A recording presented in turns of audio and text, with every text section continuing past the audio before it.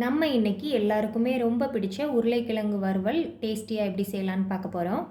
Hi friends, welcome to 90s Jana channel. என்னோட சேனலை first time பார்க்குறவங்க சப்ஸ்கிரைப் பண்ணிவிட்டு பக்கத்தில் இருக்கிற பெல் பட்டன் அழுத்திக்கோங்க. உருளைக்கிழங்கு வறுவல் செய்கிறதுக்கு நான் இன்றைக்கி இந்த மாதிரி சின்ன சின்ன உருளைக்கிழங்கா ஒரு 7 உருளைக்கிழங்கு எடுத்து அதோட தோல் நீக்கிட்டு எடுத்து வச்சுருக்கேன். உருளைக்கிழங்க நமக்கு எந்த ஷேப்பில் வேணுமோ அதுக்கேற்ற மாதிரி கட் பண்ணி சமைச்சிக்கலாம்.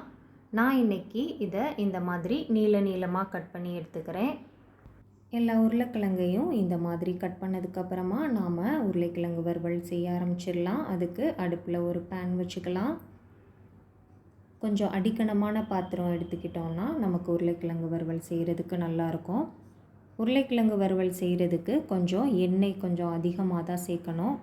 நான் இன்றைக்கி ஒரு 5 ஸ்பூன் அளவு எண்ணெய் சேர்த்துருக்கேன். இதில் ஒரு 3/4 ஸ்பூன் அளவு கடுகு சேர்த்துக்கலாம். எண்ணெய் கொஞ்சம் அதிகம் சேர்த்து செஞ்சால் தான் உருளைக்கிழங்கு வறுவல் நல்லா நமக்கு ஒட்டாமல் டேஸ்ட்டாக வரும். இப்போ இதில் ஒரு 1/4 ஸ்பூன் அளவு சீரகம் சேர்த்துக்கலாம். கடுகு நல்லா வெடிக்க ஆரம்பித்ததும் ஒரு கொத்து கருவேப்பிலை சேர்த்துக்கலாம். கூடவே கொஞ்சம் பெருங்காயத்தூள் சேர்த்துக்கலாம். பெருங்காயத்தூள் சேர்த்துட்டு நாம் கட் பண்ணி வச்சுருக்கிற உருளைக்கிழங்கை சேர்த்துக்கலாம். உருளைக்கிழங்கு எல்லாத்தையும் சேர்த்ததுக்கப்புறமா எல்லாத்தையும் ஒரு வாட்டி நல்லா கலந்து விட்டுடலாம். எல்லாத்தையும் நல்லா கலந்து விட்டதுக்கப்புறமா இதில் தேவையான அளவு உப்பு சேர்த்துக்கலாம். நான் இன்றைக்கி ஒரு 3/4 ஸ்பூன் அளவு உப்பு நான் எடுத்திருக்க உருளைக்கிழங்குக்கு ஏற்ப சேர்த்துருக்கேன். நீங்கள் தேவைக்கேற்ப உப்பு சேர்த்துக்கோங்க. உப்பு சேர்த்துட்டு உப்பு நல்லா எல்லா இடத்துலையும் மிக்ஸ் ஆகிற அளவு நல்லா கலந்து விட்டுக்கலாம். எல்லாத்தையும் நல்லா கலந்ததுக்கப்புறமா ஒரு 2 நிமிஷம் மூடி போட்டு உருளைக்கிழங்கை வேக வச்சுக்கலாம். அடுப்பை இப்போ லோ ஃப்ளேமில் வச்சுக்கலாம். இப்போ 2 நிமிஷம் ஆயிடுச்சு. இப்போது மூடியை திறந்து உருளைக்கிழங்கை நல்லா கலந்து விட்டுட்டு இதுக்கு தேவையான மசாலாஸ் ஆட் பண்ணிடலாம். ஒரு ஸ்பூன் அளவு மிளகாய் தூள் சேர்த்துக்கலாம். தேவைக்கேற்ப மிளகாய் தூள் ஆட் பண்ணிக்கோங்க. 1/4 ஸ்பூன் அளவு மஞ்சள் தூள் சேர்த்துக்கலாம். 1/2 ஸ்பூன் அளவு மல்லித்தூள் சேர்த்துக்கலாம். 1/2 ஸ்பூன் அளவு மிளகுத்தூள் சேர்த்துக்கலாம். ஒரு 1/4 ஸ்பூன் அளவு கரம் மசாலா தூள் சேர்த்துக்கலாம்.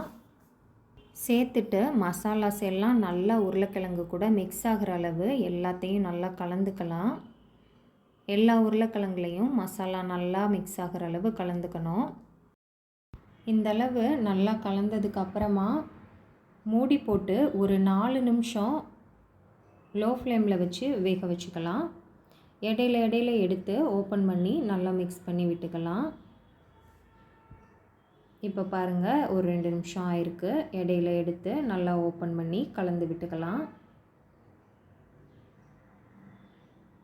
திரும்ப மூடி போட்டு இன்னும் ஒரு 2 நிமிஷம் வேக வச்சுக்கலாம். இப்போ பாருங்கள், மொத்தம் 4 நிமிஷம் ஆயிடுச்சு. நமக்கு உருளைக்கிழங்கு சூப்பராக வெந்து வந்திருக்கோம். உருளைக்கிழங்கு வெந்துருச்சான்னு செக் பண்ணிக்கோங்க. இப்போ ஒரு நிமிஷத்துக்கு மூடி போடாமல் ஓப்பனாகவே வச்சு நல்லா கலந்து விட்டோம்னா நமக்கு வெளியில் நல்லா கொஞ்சம் கிறிஸ்பியாக உள்ளே நல்லா சாஃப்டாக வெந்து சூப்பர் டேஸ்டான உருளைக்கிழங்கு வறுவல் ரெடி ஆயிரும். இப்போ இதில் தேவையான அளவு கருவேப்பிலை இலைகளை சேர்த்துக்கலாம். சேர்த்துட்டு நல்லா கலந்து விட்டுட்டு அடுப்பை ஆஃப் பண்ணிக்கலாம். இப்போ நமக்கு ரொம்பவே டேஸ்டான உருளைக்கிழங்கு வறுவல் ரெடி ஆயிடுச்சு. இந்த உருளைக்கிழங்கு வறுவல் குழம்பு சாதம், தயிர் சாதம், வெரைட்டி ரைஸ் எல்லாத்துக்குமே வச்சு சாப்பிட்றதுக்கு ரொம்பவே டேஸ்ட்டாக இருக்கும். கண்டிப்பாக எல்லோரும் ட்ரை பண்ணி பாருங்கள். ட்ரை பண்ணி பார்த்துட்டு எப்படி இருக்குன்னு சொல்லி எனக்கு கமெண்ட் பண்ணுங்கள். என்னோடய சேனல் பிடிச்சிருக்குன்னா லைக் பண்ணுங்கள், சப்ஸ்கிரைப் பண்ணுங்கள். தேங்க்ஸ் ஃபார் வாட்சிங்.